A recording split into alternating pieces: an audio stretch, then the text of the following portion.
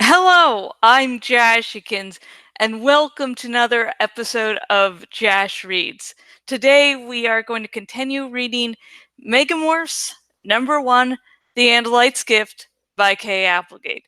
Now, before I continue into the actual reading, I just a tweet by Michael Grant. And if you don't know who Michael Grant is, he's the co-author and husband of Kay Applegate.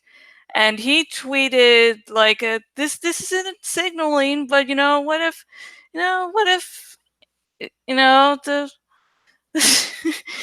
Oh god, sorry, I'm excited, but it was sort of hinting at some more Animorphs content, like, hey, what do you think if there was some, adult-centered books focusing on the Animorphs as adults 10 years later? And it's like, it's sort of saying, no, it's not meaning, this is going to be written or anything. And so, of course, my hopeful fangirl mind, if you can't figure out a fangirl for Animorphs after doing this dramatic reading for so long, yeah. And so I'm just like, what if we get an Animorphs, more Animorphs books? And I will do the Raven Speaks episode on this topic if there's more information about it released, because right now it's just like it probably won't happen, and I prefer the Raven Speaks to deal with things with a little more substance. If you're on my Facebook page, if you follow that, I might release a video a little later, even if there's no new information on possibly more Animorphs books. So, yeah, because those vlogs on my Facebook page are all about like getting things out quick and on the top of my head stuff, and not, yeah, some bonus stuff for people who, for some reason, like listening to me. So I just wanted to share that news because it might not lead to anything, but at the same time, wow. Okay. Now, actually, now let's get to reading of the book of the day. And today's chapter is from Rachel. Yay!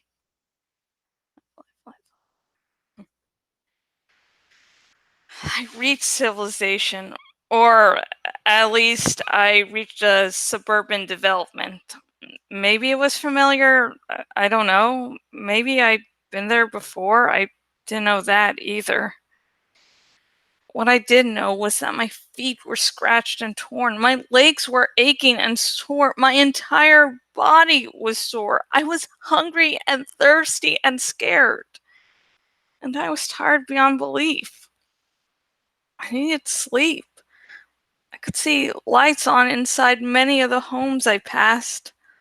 For a while, I considered just walking right up to the front door of any house and saying, "Look, I don't know who I am. Can I sleep on your couch?" I was being hunted by someone or something. I didn't know who I could trust. And until my memory returned, I had to be cautious. Besides, I was dirty, messed up, barefoot, and wearing a stupid black leotard. No one was going to let me in. Then I saw the house with no lights on inside. There was a sign on the front lawn that said "Sold." I crossed the damp lawn, which felt wonderful to my sore feet.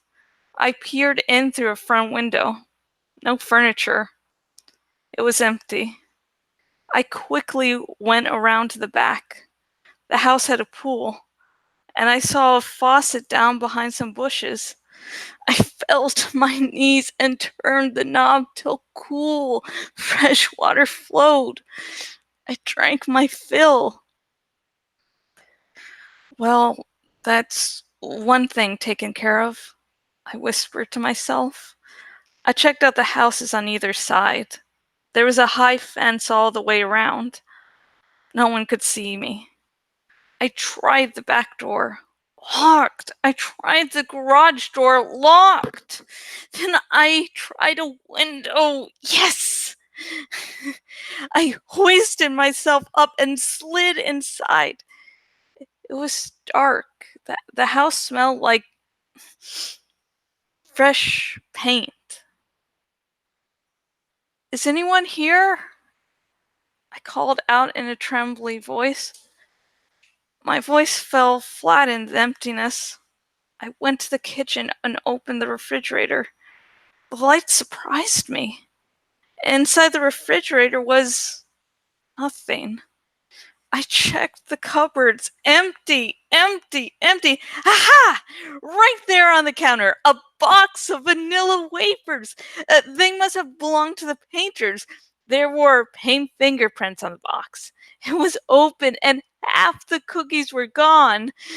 But I didn't care. I wolfed the cookies down as I prowled through the rest of the empty house. The place was empty, but I had water and cookies, and the carpet was soft enough to sleep on, as tired as I was. I sat in a corner of the abandoned living room and finished eating the cookies. I wondered who lived here and who would be moving in next. But most of all, I wondered about me. Who was I? What I was? And why some terrible alien creature had tried to kill me twice? I don't remember falling asleep, but later I remembered the dreams, the nightmares. Flash! I was at the construction site, dark, a light coming down from the sky. Others with me. Was one a girl? Yes, but I couldn't see her face or the faces of others with me. Just one. A boy. He turned to look at me. A bird. He had the face of a bird of prey. Flash was balancing, putting one foot carefully in front of another. I was on a beam, 4 inches wide. I felt clumsy. But when I looked down at my feet, they changed. They weren't my feet at all, but the dainty paws of a cat. People applauding. No, not all. Some hated me, wanted to kill me. Something wrong with them. Something terribly wrong with them. Worms. Worms in their heads. Flash. I was underground, a vast open pit, but covered by a dome of rock and dirt, a pool of sluggish gray water. The worms! They were in the water, and all around me, blades everywhere, heads like snakes. Huge ants! No, no, I was an ant too. Reeking acid smells, hundreds of them swarming, attacking. Ants as big as I was, huge pitchers cutting into me. Morph back! I cried in my dream. Morph back! Morph! Animorph! I woke up screaming. I jumped up off the floor. I ran my hands frantically over my body. What was I? What was I? What was I that I had these dreams? Humans did not dream of being ants. Dreams that were so real you could feel the huge grains of sand pressing in, the airlessness, the terror, the eerie vision of swarm of ants crawling over you, ripping you apart. I was gasping for breath. My heart My heart was beating twice its normal rate. My forehead was dripping sweat, even though it was chilly in the empty room. Animorph, that's what I had screamed. What did it mean? Then, bam, bam. Whoever is in there, come out. This is the police. Ah! I yelped and covered my mouth. Flashlight beams pierce the darkness around me. Spears of light search for me. I rolled quickly into a corner.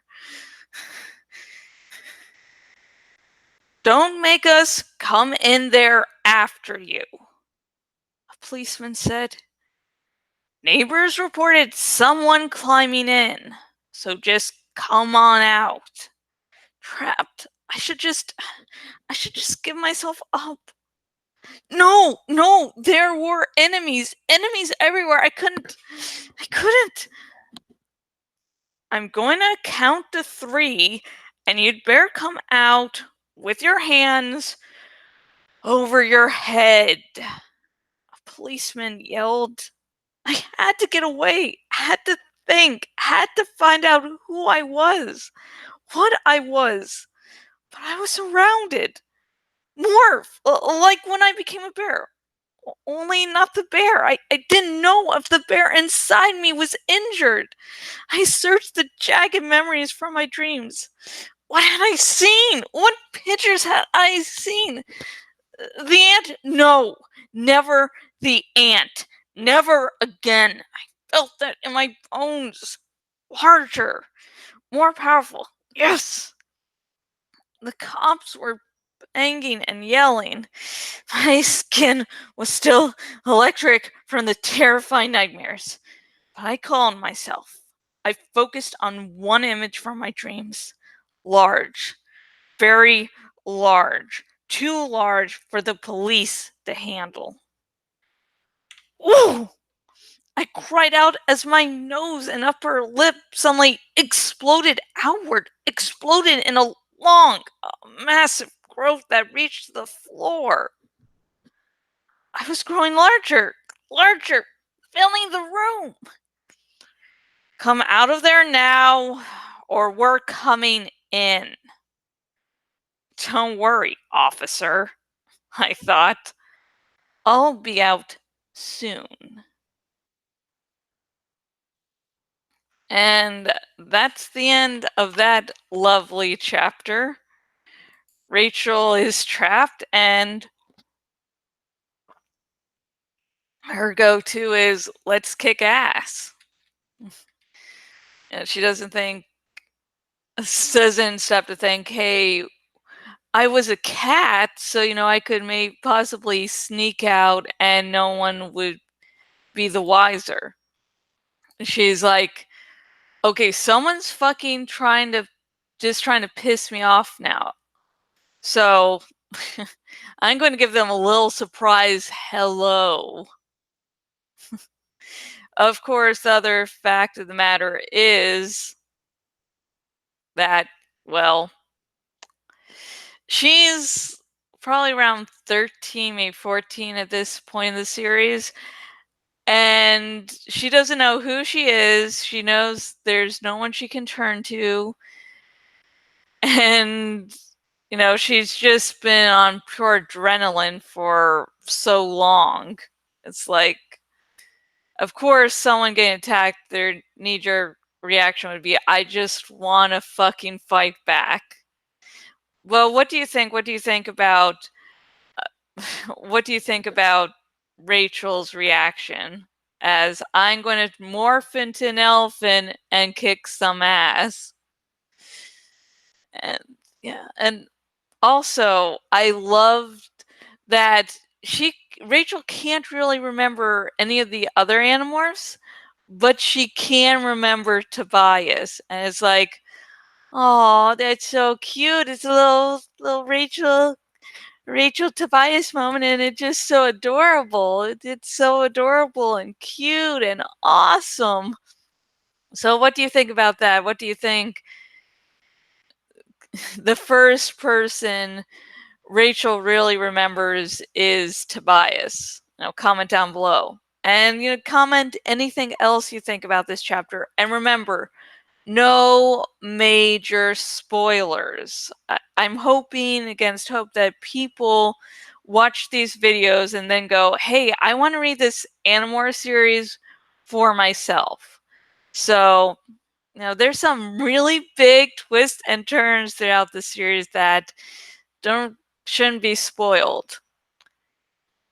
But if you do want to talk spoilers with me, especially if you want to think about what a series focusing on the Animorphs as adults would be like, if you're on the YouTube's link in the description to my Tumblr ass box where, just spoil things away. Let's have a lot of spoilery fun. And hey, if you're one of those new Fanmorphs that, watch this video and are like, hey, this series actually seems really awesome. Well, first off, we don't have cookies. What we do have instead are cinnamon buns, humanity's greatest creation. Don't worry, it's that joke's still just as lame even if you have read the series. Anyways, and the general welcome, and if you would like to get your very own copy of Megamorphs #1, The Andalite's Gift by K. Applegate, and you're on the YouTube's link in the description. If you are watching on my blog, link down below, and both links will take you to where you can buy your very own copy of Megamorphs #1, The Andalite's Gift by K. Applegate.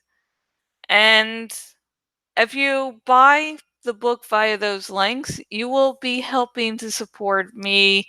You'll be helping to support the blog, not just this, but other parts of the blog. So yeah.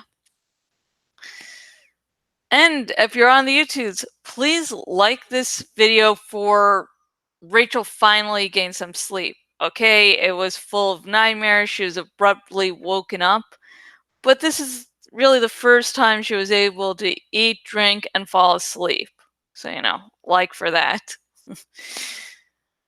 And also, subscribe. Because guess what? I'm going to be reading the entire Animorphs series, so if you don't want to miss out on any Animorphs content, just subscribe. And if you're watching this on my blog and watching on the desktop version of my blog link, sorry, I'm going to do 3 parts in 1 sentence because it always works out well. But anyways, if you're watching this on my blog and watching on the desktop version of my blog, please choose the follow by email option so you will never again miss any of my decent content ever again. I just don't do these lovely Jash reads. I do long posts about a variety of subjects. I do reviews. I have little bits of fan fiction put out on my blog. So, and if there's any mature content in my fanfics, I edit that shit out. And the latest chapter of the Pull of Fate I put on the blog was one that was narrated by Bronn from Game of Thrones, and it's like, usually I'm able to zip through and go, hey, okay, I remember here, and here are some stuff, and it's relatively easy. With Bronn, it's like, you're just making my life harder, dude. I don't know why I did a point of view chapter by you. This sucks. Anyways, the next episode of Jash Reads will be more of Megamorphs #1, The Andalite's Gift by K.A. Applegate, and will air in just a few short hours. Yay! But this video isn't finished yet. I do a little part afterwards as sort of an excuse that I can actually get more graphics done than I had than I could really otherwise. Okay, making sure it's live.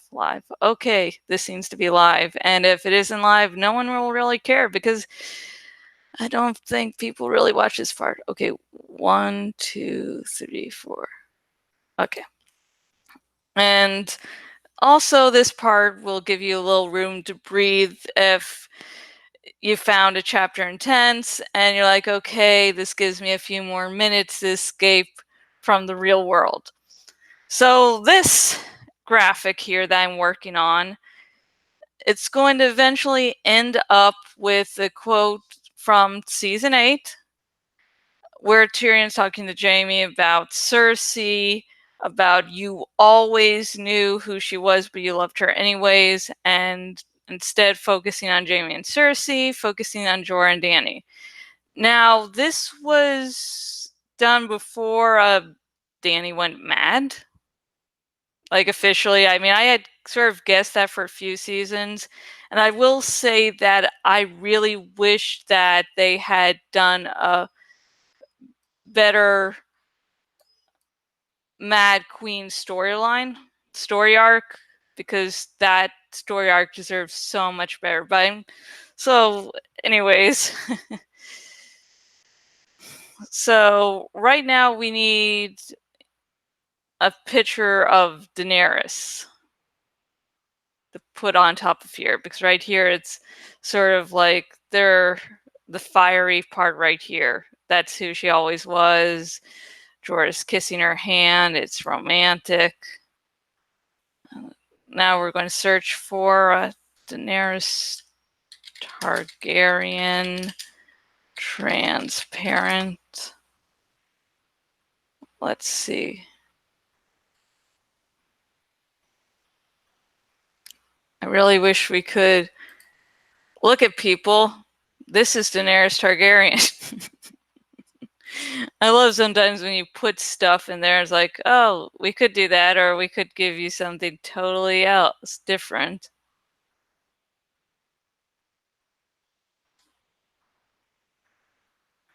Yeah.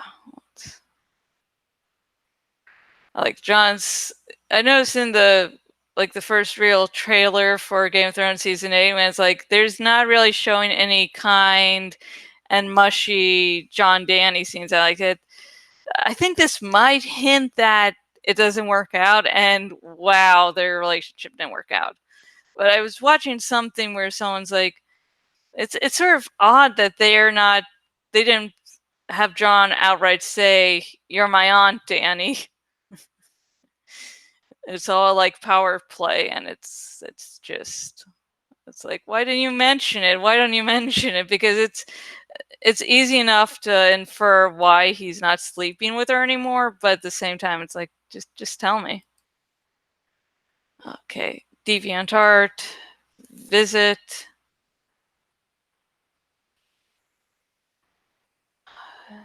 PNG, maybe browse more like this. I really wish that someone had done transparent of what, Dany's face when she goes totally fucking bonkers.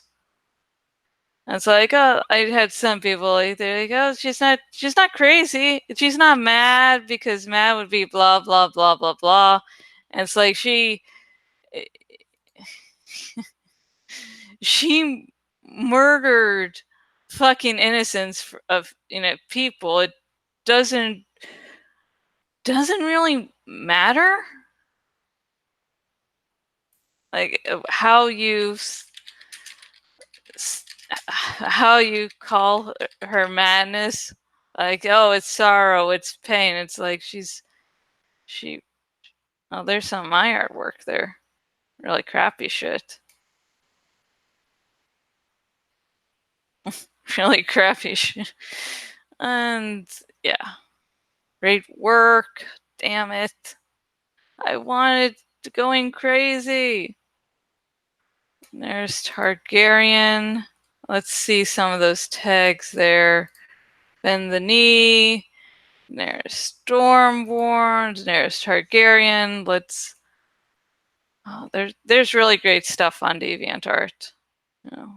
And I'm being very picky.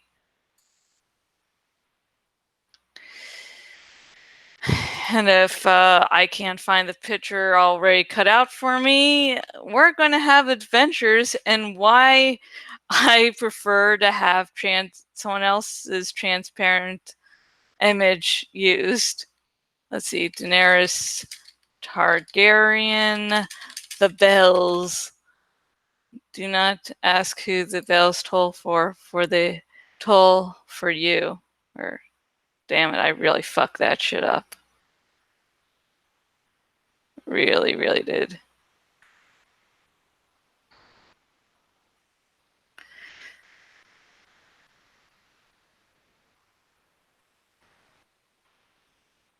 Yeah, that's.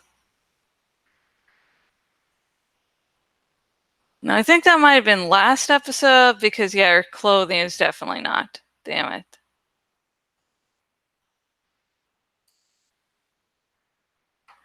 Okay. She's even. I really wish the storyline was done better because Emilia Clarke's. This is some for best acting. Like, you can definitely tell in this moment that she's struggling against her better nature. She's struggling to choose, will she be good or will she give in to her worse nature there? And it's like, holy shit, I'm going to do this. And then she makes the decision, and there's no going back from that. There is no way for her to recover. Sometimes, you know, people cross a line and there is absolutely nothing you can do for them. That's their loss, and it might hurt, but that's the way shit is. Things don't always work out. People you hope would be able to conquer their demons don't. And I know that one of the things is that I might not do the whole cutout today during this video, but I do really want to get it started because I know it might take an episode or two. So that's why I'm still continuing. I know she had some of her fans were abuse survivors themselves. So they put a lot of faith into into Daenerys and everything she represented. Because to them it really fucking that fucked. It wasn't just see if I can do this. You can't see if I'm sort of stretching my arms a little bit. It's a really stupid thing I do, but yeah. So to them, it wasn't just um, a character change. It wasn't just a twist. It was their hope going away. They're like, yeah, my abuse doesn't define me. I am stronger than everything that's happened to me. So, for them, I can understand why they have such a negative reaction because, yeah, I can totally understand why. But at the same time, her Daenerys going mad isn't the showrunners making a statement about how abuse victims will always fall victim. That it's not really the showrunners going, hey, you abuse victims, you can't have any hope because there's there's no sense of change. It's just it did seem a very logical way for her character to go. The I'm going to repeat again that how they showed that character arc sucked. Like, after thinking about it for nearly a week, I can start to see some bright sides to not as hated as much, but still could have been done so much better. But at the same time, her turning evil, her going mad, makes sense even within just the context of the story. Game of Thrones is a show show that's anti-war and that shows the downsides. And so to reward someone who is, one, a conqueror, just doesn't really make sense. Two, a conqueror whose only reason for wanting to get the Iron Throne is not to better the people, but to take back what is hers with fire and blood, doesn't really seem like she would survive that in this sort of series. It seems like the power of madness would get to her head eventually and she would go mad. And to me, Daenerys has always been balancing between good and evil, the two conflicting sides of her. And I would have liked for her to also, not gone mad, but it also makes sense if she goes mad, and just one of those sides had to have won in the long run. So, yeah. And back to Animorphs. The next episode Jash reads will be more of Megamorphs #1, The Andalite's Gift by Kay Applegate. And yeah, we'll finish cutting out, Daenerys Targaryen and putting her into the picture. So have a good day. Bye.